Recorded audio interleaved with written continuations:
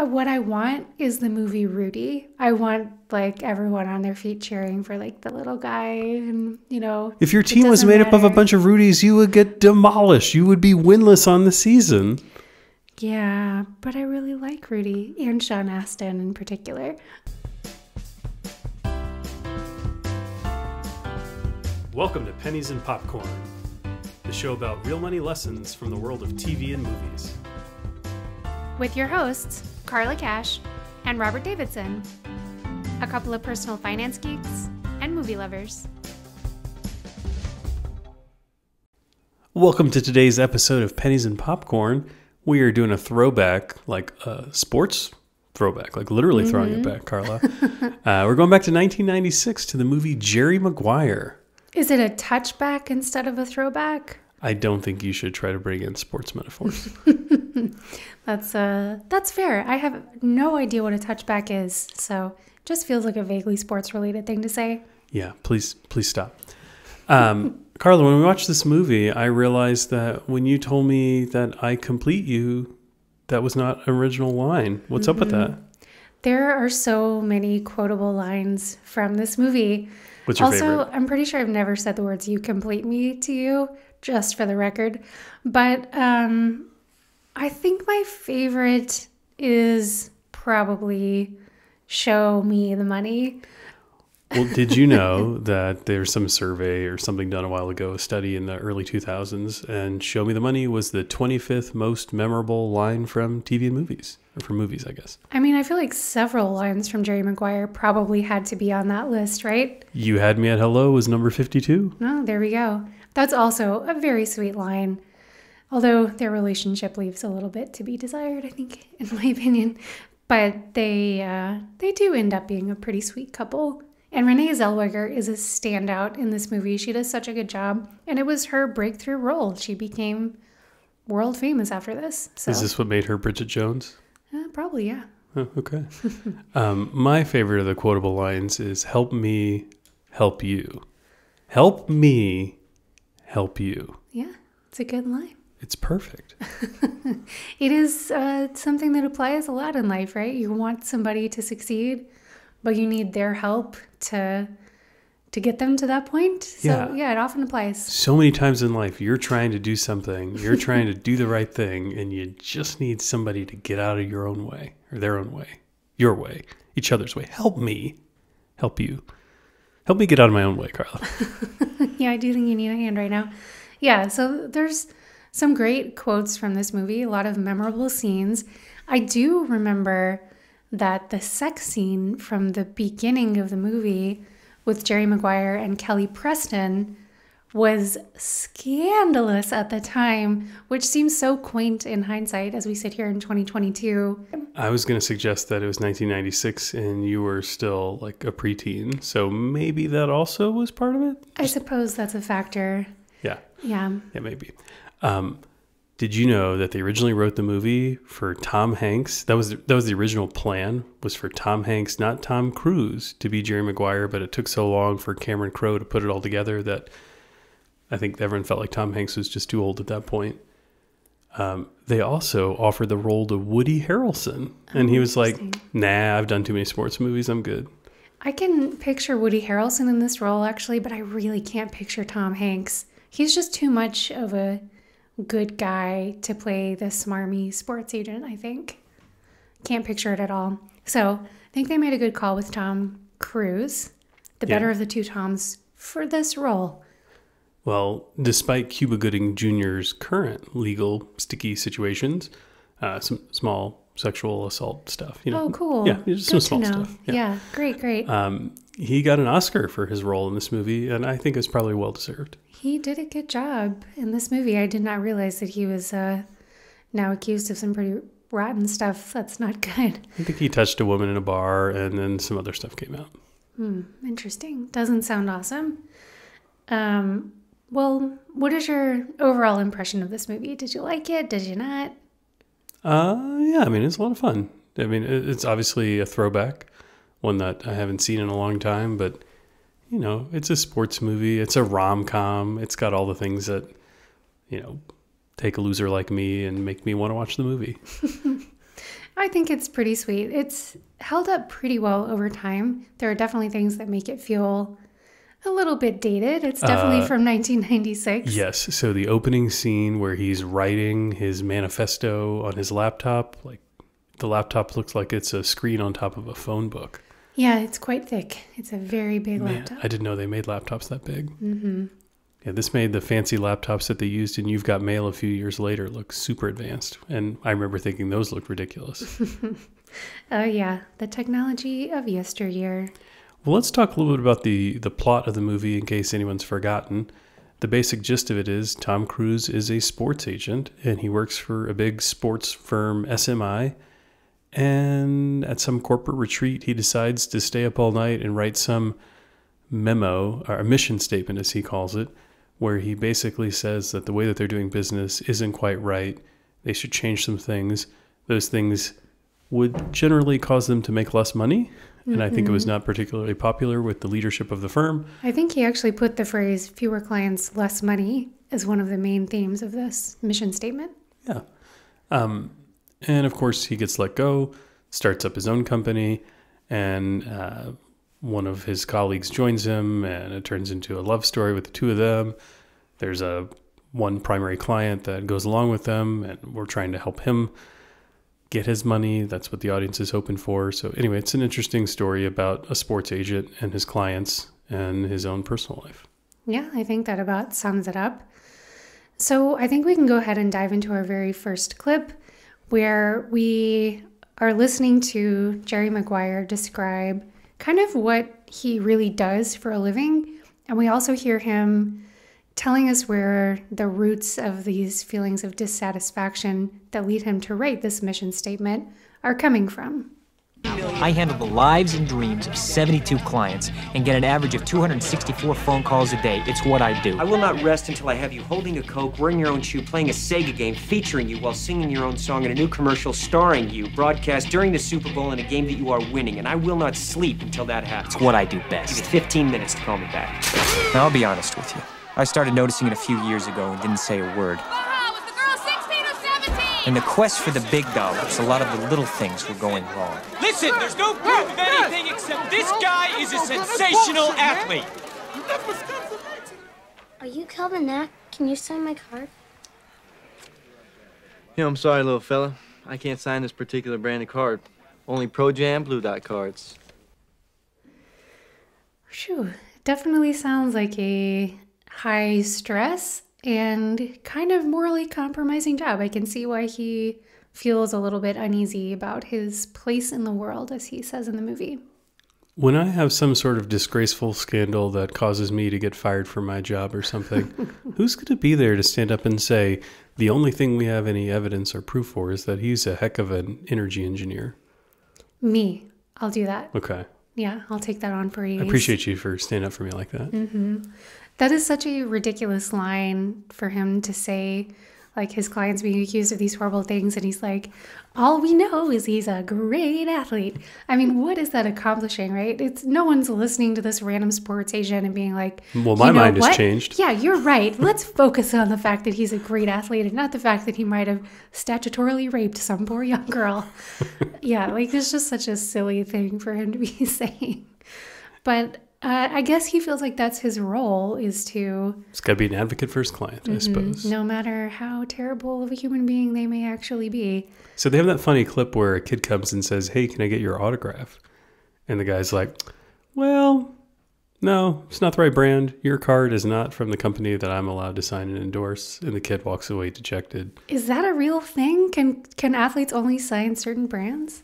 Well, there's no like universal rule or anything like that, but that actually is true in some cases. Wow. People will sign contracts with different groups and it says, I will only sign your brand of card and not the other.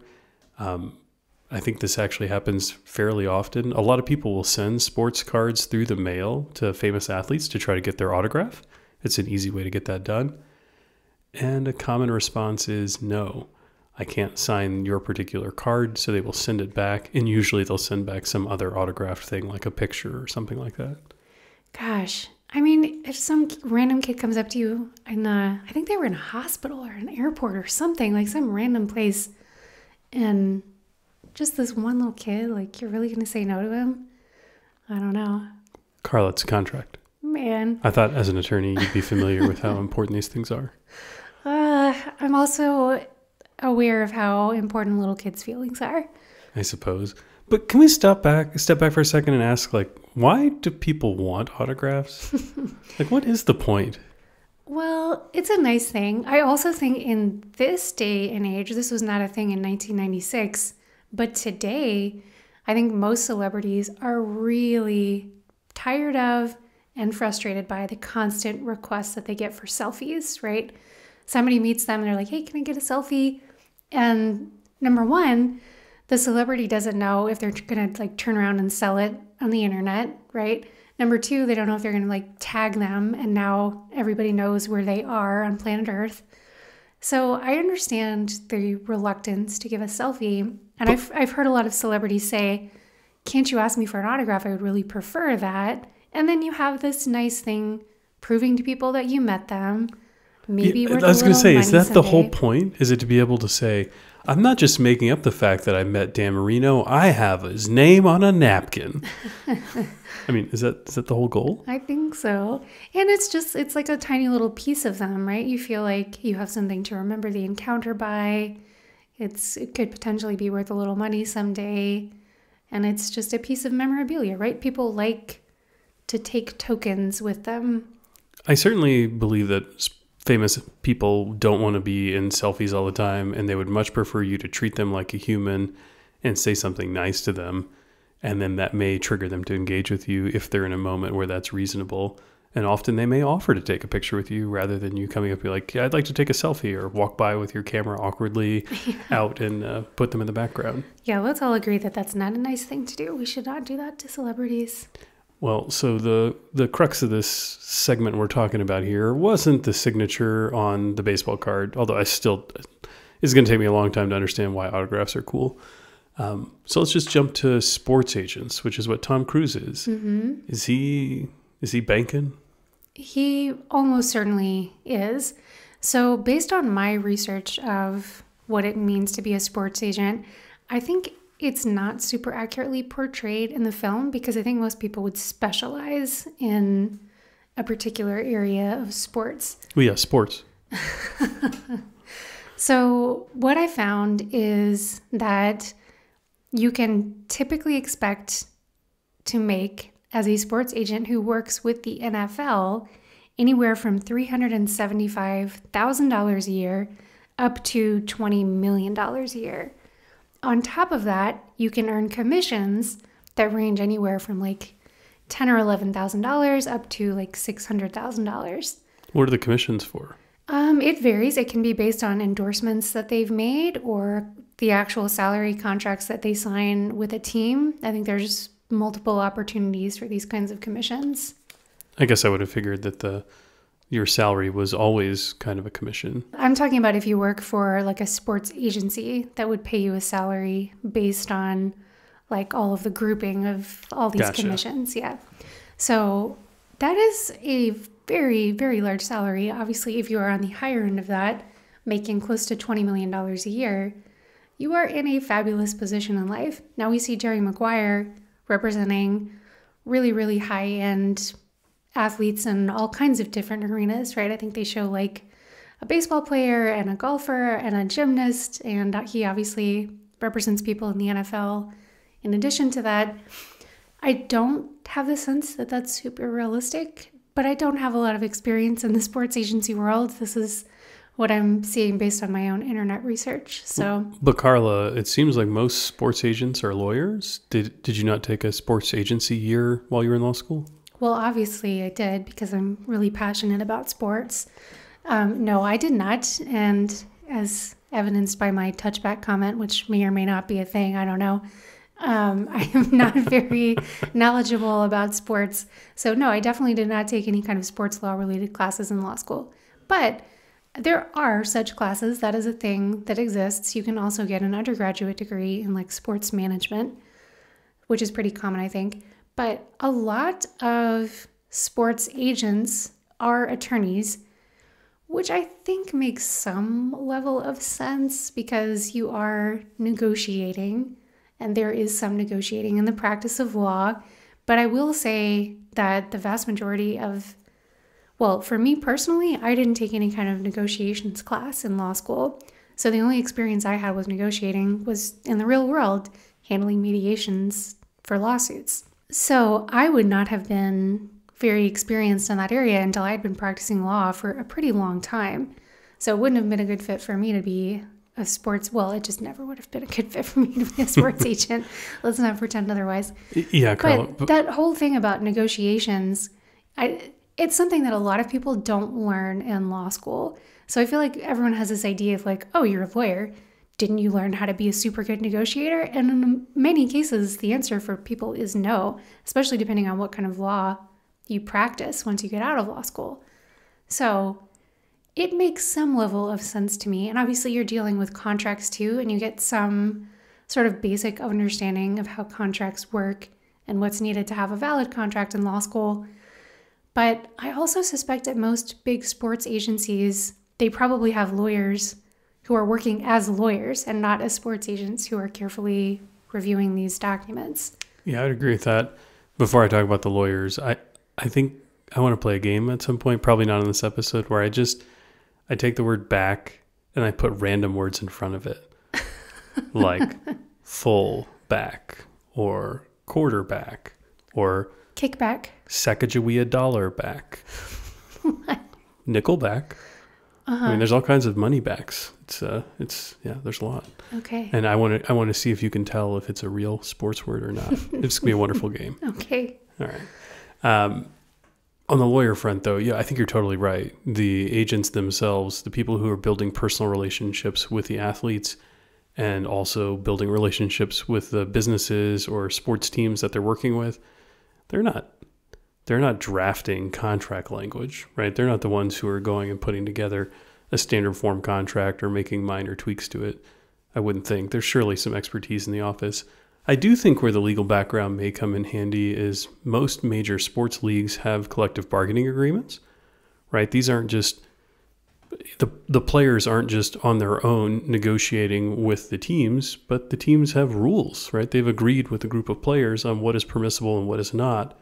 And by having knowledge about what's in the CBA, you're able to negotiate better on your client's behalf. You're able to better understand what the market for your client is and why it is that way and what they need to do to get to a higher place in said market. Yeah, and you certainly will get much better at the skill of reading a complicated document, digesting it, and understanding how to kind of maneuver within the rules that are set out by any kind of document like that in law school. That is a skill you definitely will enhance by going to law school. So I get that for sure, but many sports agents are not lawyers. It's not required. My take is honestly that a lot of the reason that sports agents are lawyers is just for the panache, right? The cachet of being able to say like, oh, I went to law school, so I can do XYZ for you more carefully, whether that's negotiate a contract or like review some complicated kind of agreement or document. And maybe that gives people like a boosted level of confidence in you. But having been to law school, my guess is that it's not going to be crazy valuable to you. So if you're thinking about becoming a sports agent, I would think very carefully about the cost of law school and what benefits you're actually going to get out of it. And maybe it's just a helpful way to get your foot in the door, but I would try to do it without it first because it's awfully expensive. Okay. Well, let's put yourself in Tom Cruise's shoes. You're working for this firm. You have this epiphany one night. You decide to write this mission statement that's all about what's wrong with your business and how it should be done differently.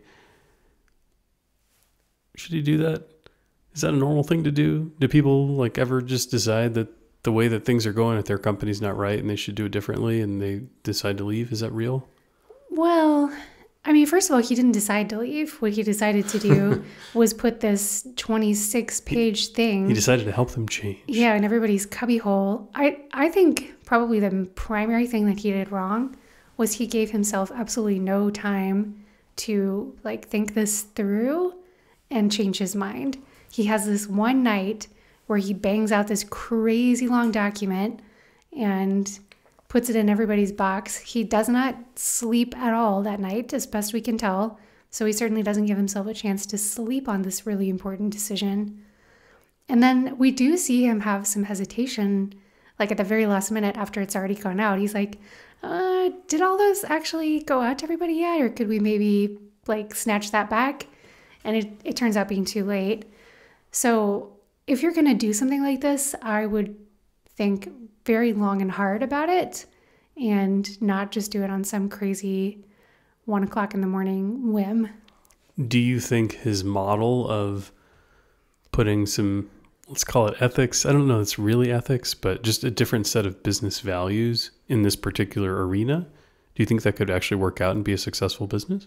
I do. I think what he's talking about is the fact that this sports agency is just too focused on bringing in as many dollars as is humanly possible, which means being okay with clients doing sketchy things. It means like putting pressure on relationships that he's built in the past to squeeze every possible dollar out of it.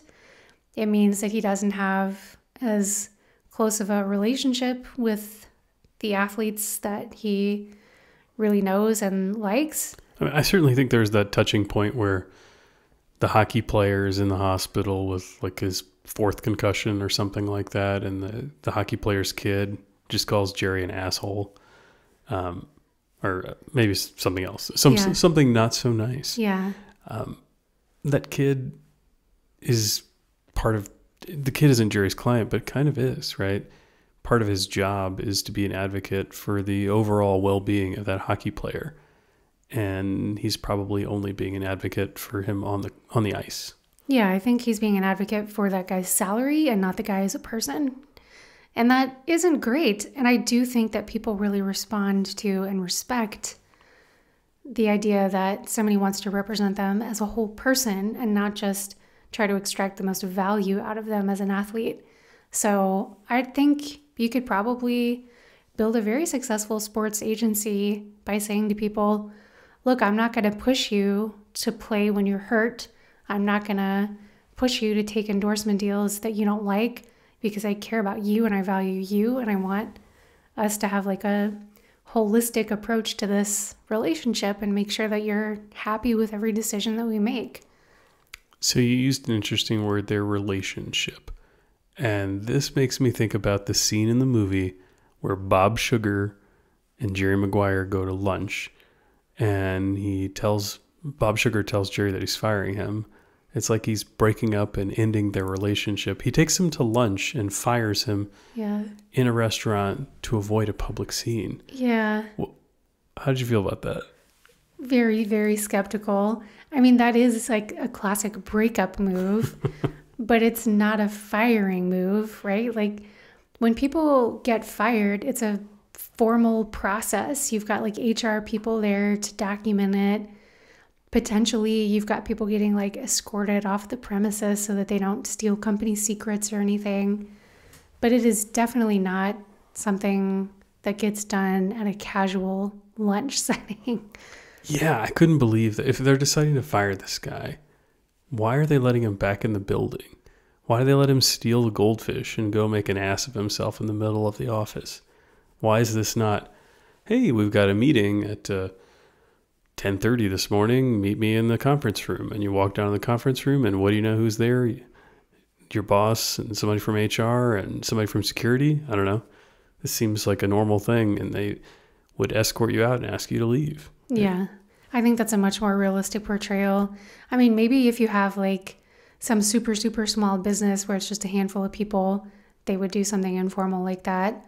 But for a huge sports agency like this, where they seem to have like 100+ people working there, they're going to have a very formal structure with HR people. And it's not just going to be like take somebody out to lunch and give them bad news and then let them come back to the office and use all the company resources to steal clients. Like that seems highly unrealistic.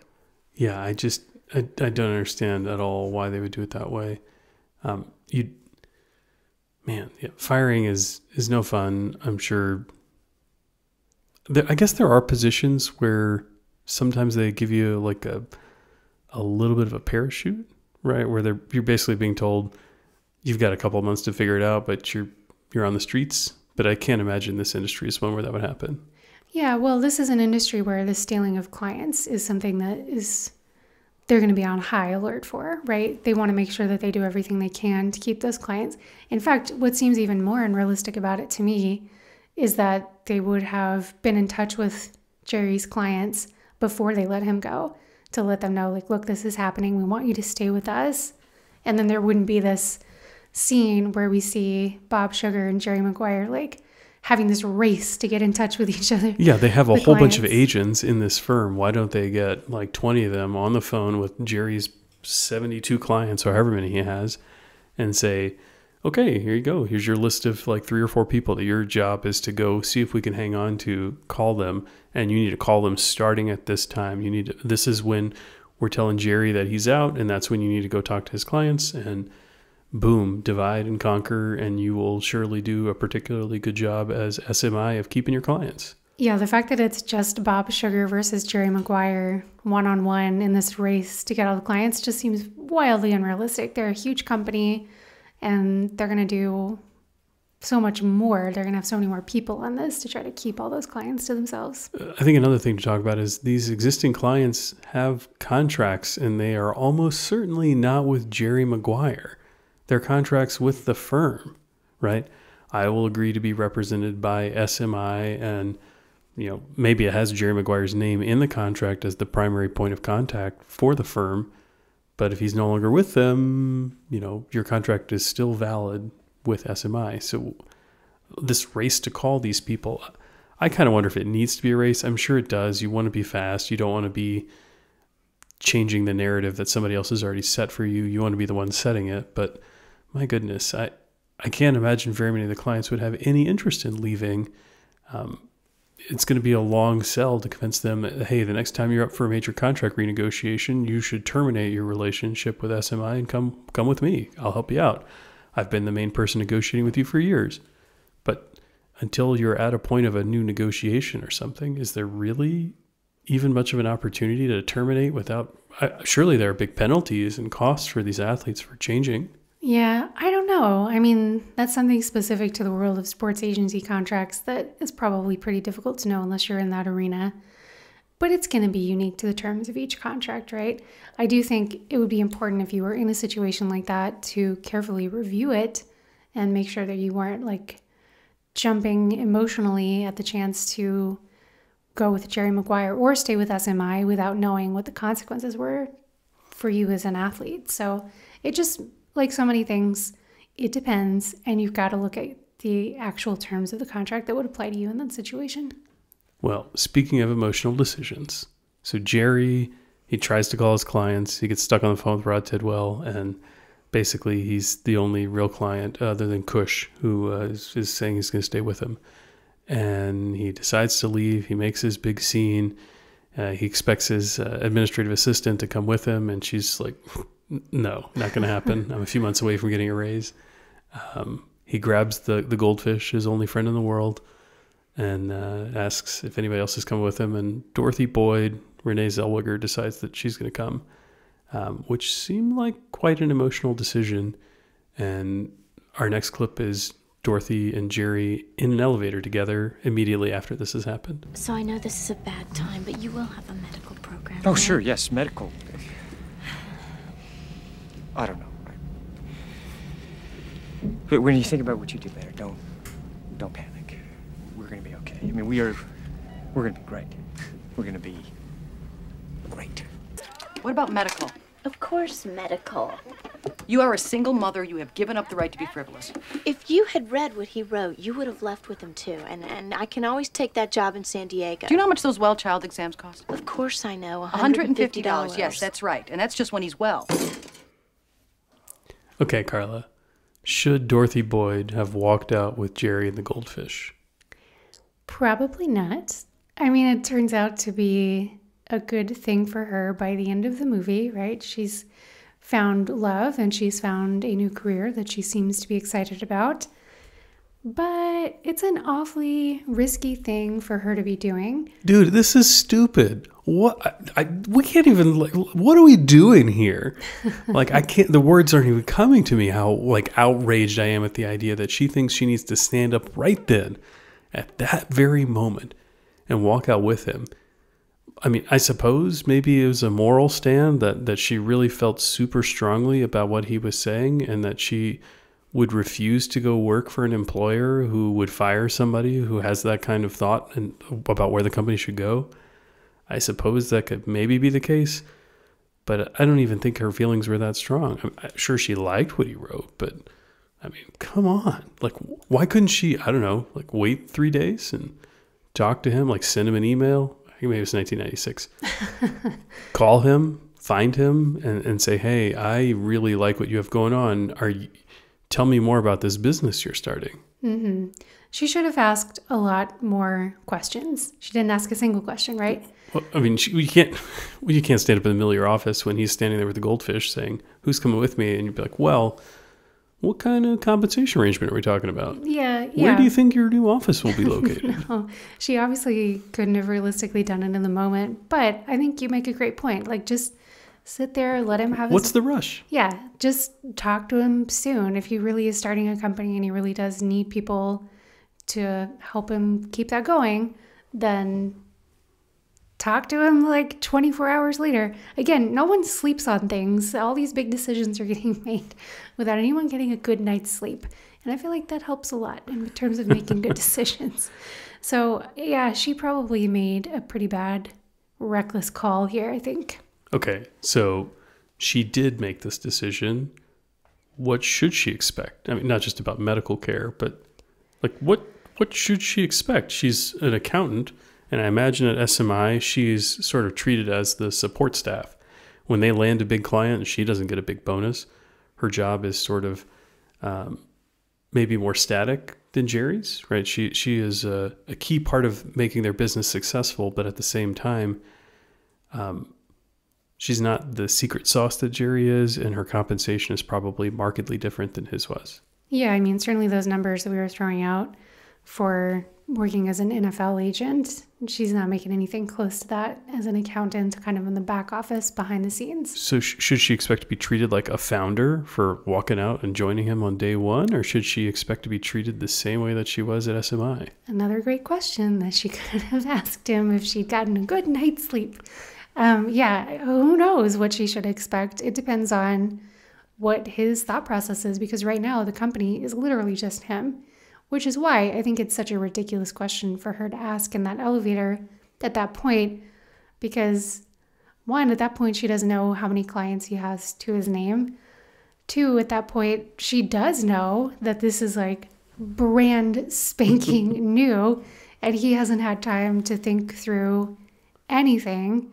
She has no idea what his financial situation is personally, whether he's got some capital saved up that he can put into hiring an employee like her. She knows nothing, and he probably knows nothing. So to just like spring that on him all of a sudden, she's not going to get any kind of a valid answer.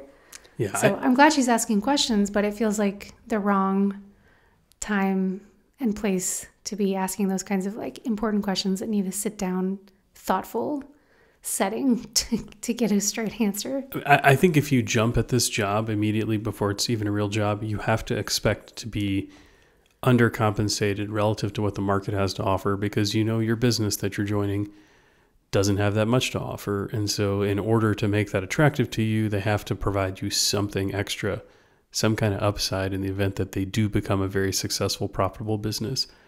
So I would expect, if I were her, to be more like a, employee number two in a burgeoning business, that maybe you have a share of ownership in exchange for substantially reduced compensation. And I'd be really pissed if that didn't work out. Yeah, I think she has a right to expect something along those lines. So hopefully she knows enough to ask for that. Well, her sister Laurel in the clip asks her, or says to her, you can't be frivolous. You're a single mom. Do you think that should have factored into her decision making, or into day-to-day job choices for people who are in that situation? Yeah, Yeah, I do.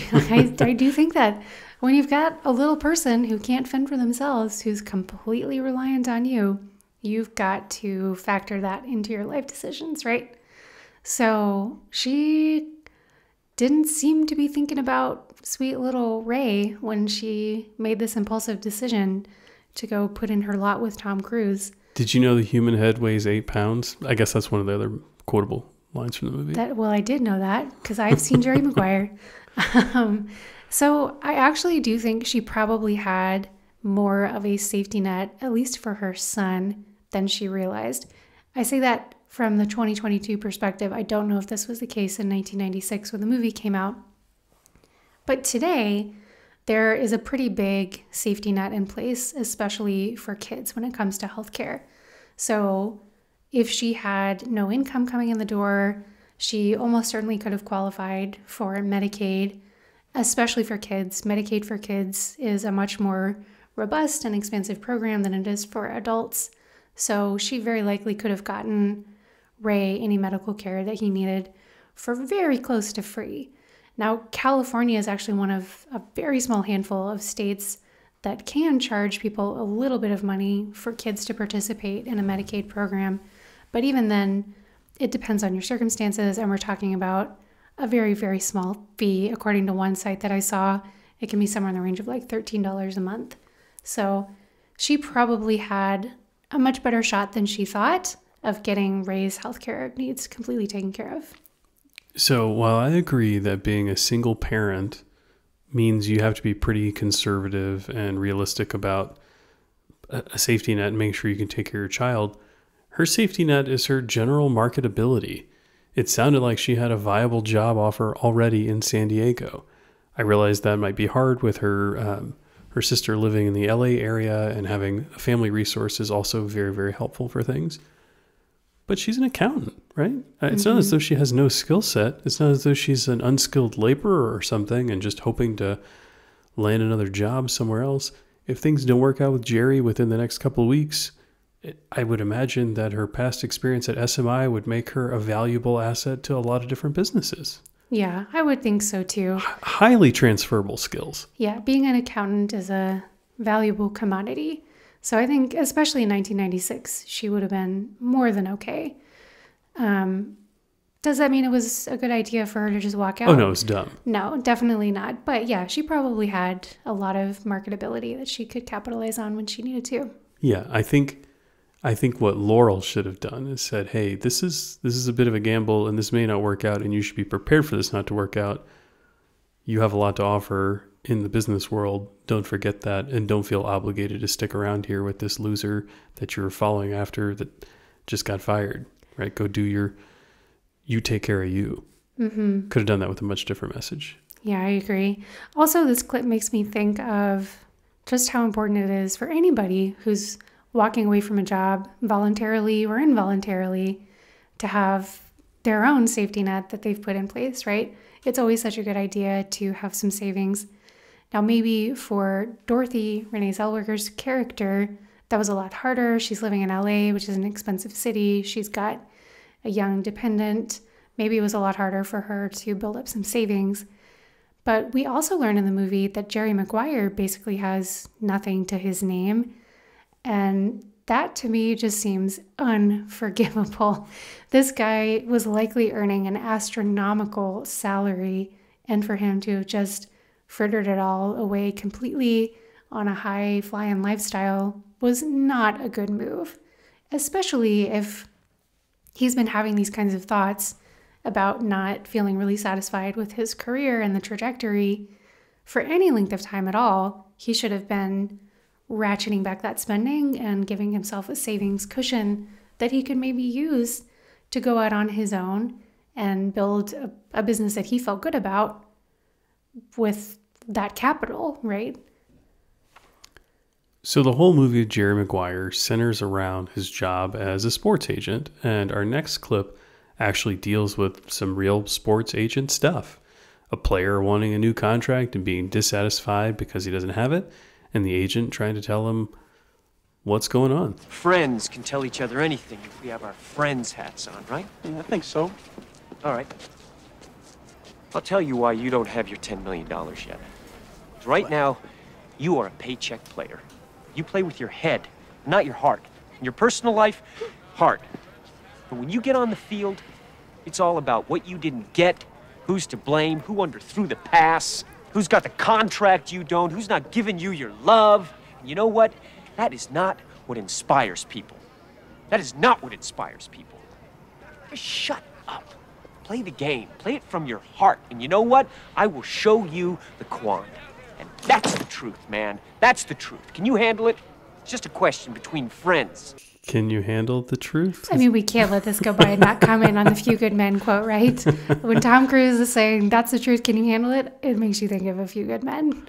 Yeah. Well, Where's Jack Nicholson? They inverted it. It's totally different. This is a different line. Like, who would have thought this is the same thing? Mm-hmm. Yeah, that is some funny writing, though. Yeah. So, what do you think of Tom Cruise's advice to Cuba Gooding Jr. here? Is he right? In a word, no.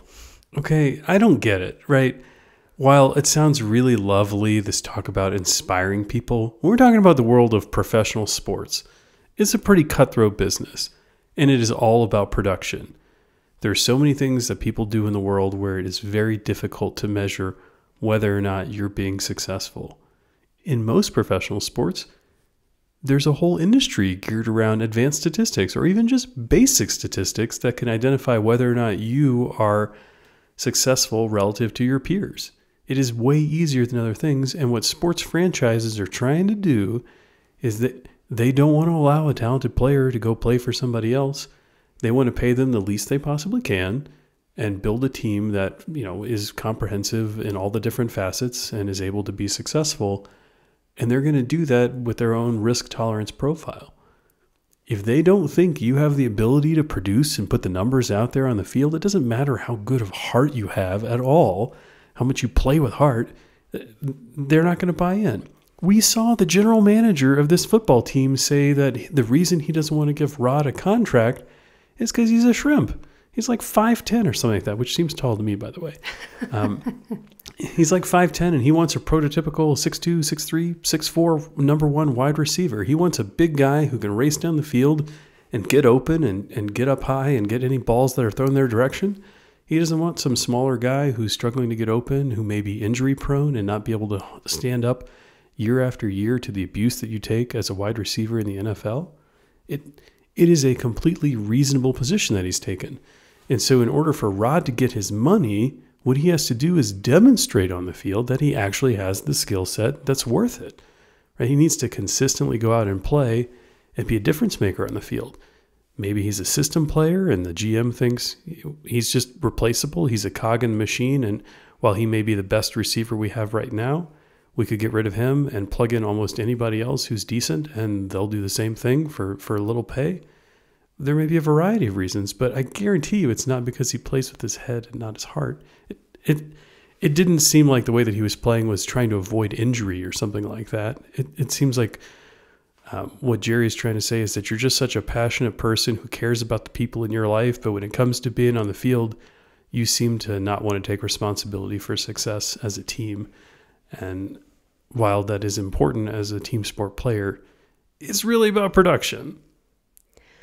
Man, Robert, that just bums me out so hard. It's such a depressing perspective. Why? On it. They're paying for performance. What I want is the movie Rudy. I want like everyone on their feet cheering for like the little guy, and if your team was made up of a bunch of Rudies, you would get demolished. You would be winless on the season. Yeah, but I really like Rudy and Sean Astin in particular. I'm just saying, I think it's a bummer that sports isn't more about like heart and rooting for people to do amazing things that maybe they don't look on the surface like they could do. I mean, that's what I like. That's what I like about like the Olympics. Well, so sports is filled with all kinds of wonderful moments like that. It just isn't at the highest competitive levels. Right? Like think about all those feel-good stories you see where there's some kid who is like the high school basketball team's like equipment manager or something like that. And they've got some sort of disability that makes it to where they can't really play the game, but maybe they have some phenomenal skill, like they're a great 3-point shooter, but they lack the athleticism to play any defense whatsoever, or to really get out there on the floor without turning the ball over regularly. Occasionally you see those videos on ESPN of that kid getting into a game and hitting a 3-pointer before time expires. And it's just like heartwarming and everybody loves it. And you can have your goofy Rudy moment, but it's not about competitive sports. It's about specifically making people feel included, giving them a chance to accomplish their own dreams. And that's lovely and wonderful, but that's not what the NFL is all about. Yeah, I get that. I guess I don't like it. I can't put it any other way. It's just not heartwarming, and I want things that are heartwarming. That's what I got. Let's take Roger Federer, right? He just retired recently, but 10 years ago, fantastic elite tennis player. Should we have wanted him to just allow somebody who's worse than him to score points on him and beat him at Wimbledon or something? What do you want? No, and I get that. And I think Malcolm Gladwell put out some kind of piece about why we shouldn't root for the underdogs, because like we should be rooting for the people who like work the hardest and have the most talent. And why would we want somebody who's not actually that good to just get lucky on some random day and beat the person who's better? Well, so I understand that perspective, but I'm just saying it's kind of a bummer to think about this thing that people get so excited about and invested in just really being about like cold hard statistics and who can deliver and who can't. And that's like all there is to it. There is no heart. It just doesn't matter. Well, I mean, the heart matters some, right? You definitely have to put in the time and the effort, and being a professional athlete is difficult. It takes a lot of personal investment. There are all kinds of other jobs in the world, though, where you can sort of choose your level of investment, right? There's this whole quiet quitting phenomenon that's going on these days. I think this clip made you think about that a little bit, right? It definitely did. And I do think that's kind of, I mean, quiet quitting was obviously not a phenomenon in 96, but that seems to be what Tom Cruise is kind of implying to Cuba Gooding Jr. is you're just kind of putting in the bare minimum amount of effort and you're not really going above and beyond and like really striving to do better. So that sounds a lot like quiet quitting to me. You and I have kind of debated this a little bit in the past and whether quiet quitting is a good thing or a bad thing or just a neutral thing. I found some interesting statistics on quiet quitting.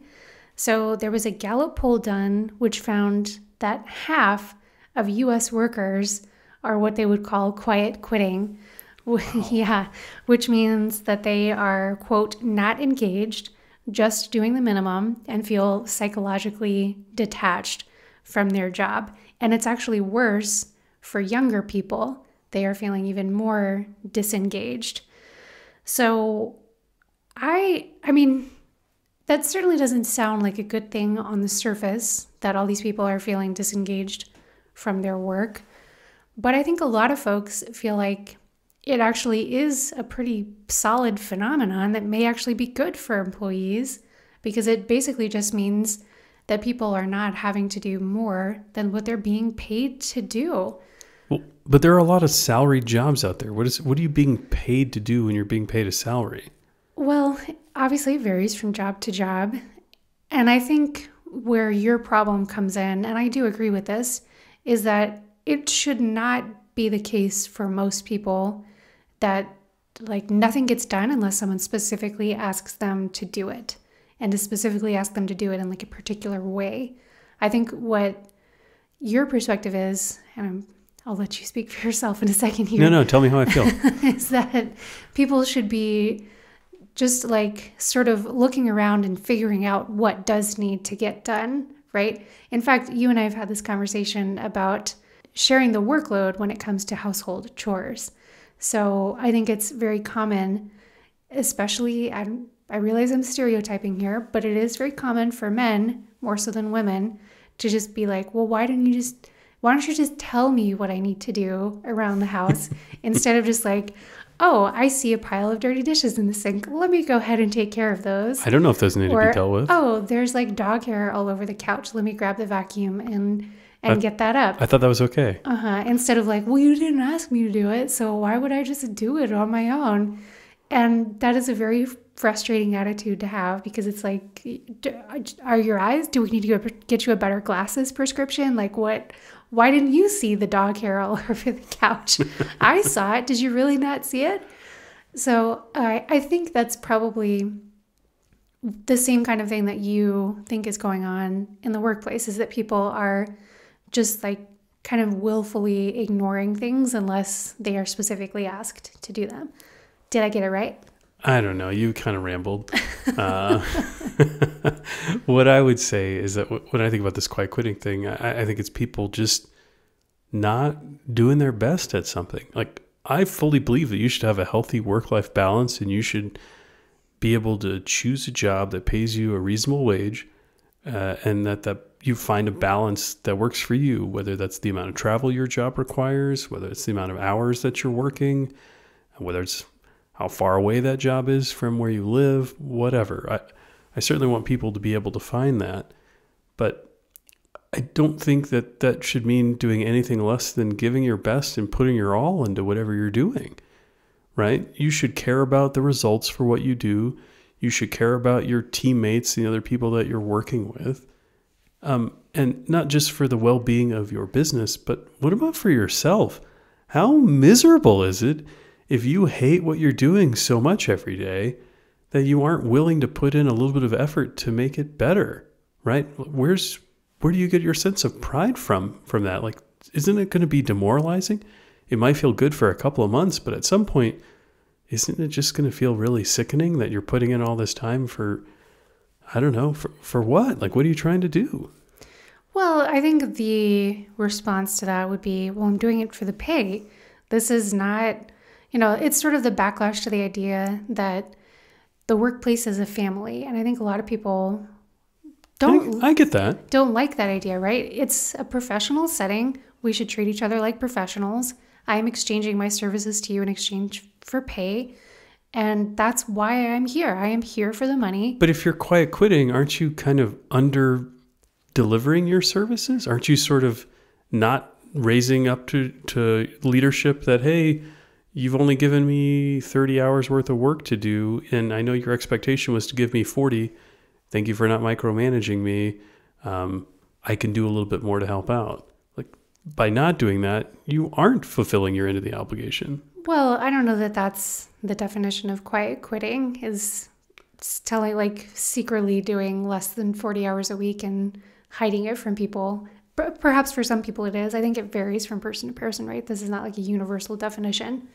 But I think it's generally, if all we mean by quiet quitting is you're doing the work that's actually in your job description, then it's like stupid that it's even a term, right? That should be what most people do at their job, is what's in their job description. But whose job description isn't to just help the company be at its best? Like, other duties as required is kind of a common thing in just about every job description, right?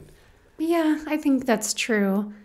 And it's so hard to speak generally about this because each job is going to be unique. I think if you're going to quit, loud quit. Like, just freaking quit. I fully endorse that, right? Go find something that makes you happy.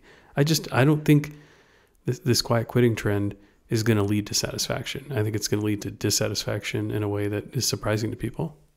You might be right. I think it's going to be different for each person. Like I keep saying, maybe some people are thriving and happy doing what is like specifically asked of them, and their managers are super happy with that, and like everyone's great. But then are they quiet quitting? I don't know. Sounds like they're just working. It's such a vague term. You don't, I mean, certainly there are many people who are trying to climb the corporate ladder at their job, right? They're trying to do great jobs and be recognized, be given the opportunity to do more and have additional responsibility and hopefully additional pay to go along with that.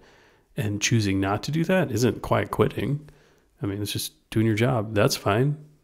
Maybe I don't understand what quiet quitting is. Well, I don't think anybody really does. It's sort of a blanket term that's been used ad nauseum within the last 6 months or year or so. And it does get batted around in a lot of different contexts to describe a lot of different scenarios.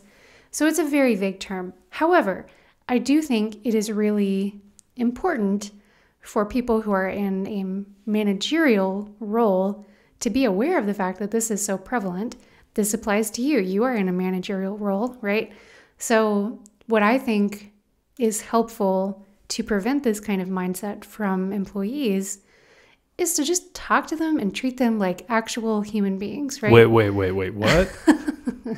I think that's what's missing in a lot of work environments where people feel the need to do whatever quiet quitting means to them. But Carla, employees are cogs in the machine. That's what they were manufactured for. Yeah, Robert's a great manager. That's clear.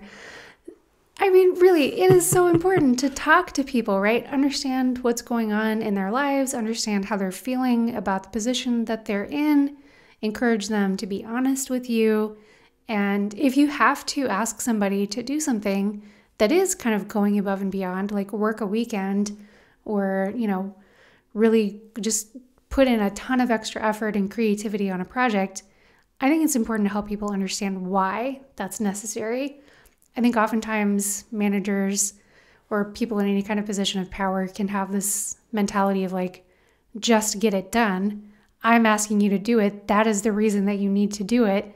And it helps people so much to really understand the bigger picture and feel motivated to do a great job with something because they know that the end result is going to have this fantastic result for the client, right? Like it really matters to whoever it is you're doing this for. Oh yeah. If I'm working somewhere where the answer is because I said so, yeah, that's leading to some loud quitting. Yeah.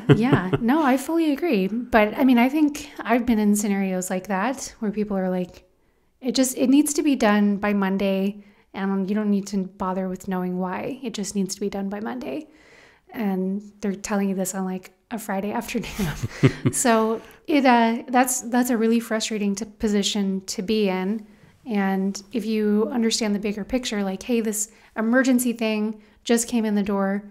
We're really sorry. But look, if we don't get this done by Monday, the client blows their deadline and they're not going to have a chance to respond to this complaint that just got filed against them, right? Like if you're going to a young associate in a firm, which would have been my former life scenario, and you're not explaining things like that to them, then you're going to end up with kind of dissatisfied associates who feel like you're just demanding things of me just to do busy work or like just because you feel like you can boss me around.